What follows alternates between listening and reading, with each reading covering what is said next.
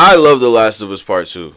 While for many it was a polarizing experience on release, when I played it eventually, maybe like a year later, I loved it. Ellie became one of my favorite characters of all time. What's up, guys? It's High Tolerance, and I'm here to give y'all my review of Season 2 of The Last of Us. Some of the stuff I really enjoyed. Some episodes are really good, but other episodes just realized that I'm left lacking here. I came into The Last of Us 2, with excitement and hope for the future moments to come.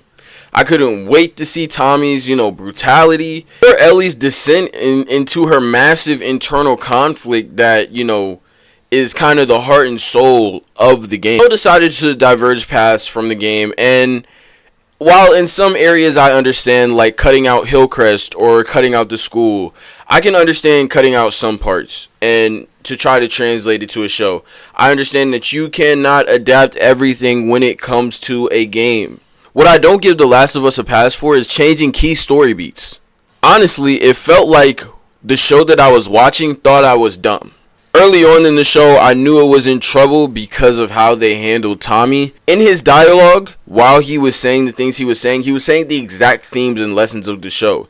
He literally said, I don't want Ellie to participate in the cycles of violence that Joel did. You don't say the lessons of your show at the beginning of your show. You let it unfold. You let it blossom. You let it bloom. They didn't let it bloom. The season, unfortunately, continuously struggles with I don't know how to write subtext syndrome. That isn't the only example of a character doing that. There are multiple times in this season where a character will say the exact themes, lessons, and motivations that they have. When Ellie kills Nora goes on a rant about why Abby did what she did. When Abby kills Joel, Abby goes on a rant about why she did what she did. In the finale, twice actually, we hear it. Guys, we understand why what happened. You don't have to repeat your inciting incident. You're acting like we haven't watched it. People will say they had to make the theme so apparent because of what happened in the reaction to the game, but that doesn't give you a pass in making a worse story. Being afraid to make a good story makes your story bad. Earlier I mentioned that Ellie is one of my favorite protagonists of all time. She's so relatable. Every decision Ellie makes in the game is haunted by her inability to face her grief and trauma. Through this journey, she becomes the very monster that tormented her in the first place, Abby. In the show, I cannot say that every single decision that Ellie makes is weighed down by that grief. Ellie never truly loses herself this season.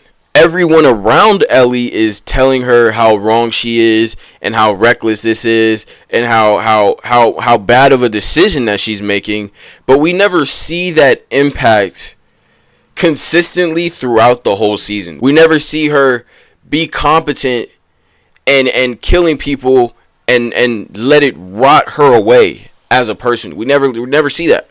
They consistently show Ellie as being not competent.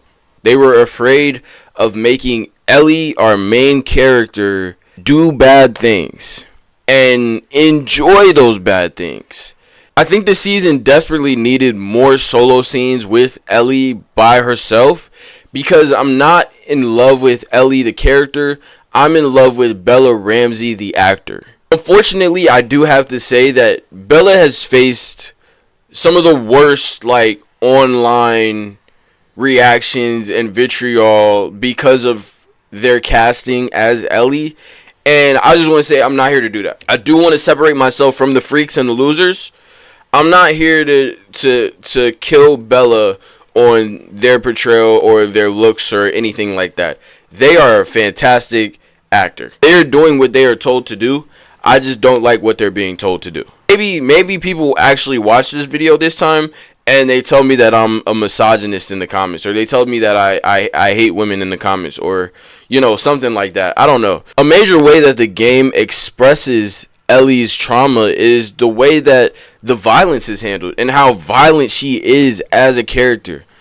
Every single time she gets a chance to just let loose, she does. She mirrors Joel in the first game from that aspect. Because they had the balls to make Ellie less of a character and less complex and less well written, the show is now maybe a 5 or 6 out of 10 for me, when it easily could have been like an 11 out of 10 or 12 out of 10. I do want to say the show is not terrible. It's not the worst thing ever made. The cast is absolutely fantastic. I think Isabella Merced, wow, absolute cinema. Absolute cinema, man. Absolute cinema. Isabella Merced, great actor. I cannot wait to see her in Superman. I cannot wait to see her get more roles and be on our screens more, because she really was the highlight of the season. I think unfortunately I fell in love with her more than I wanted to fall in love with Bella Ramsey as Dina.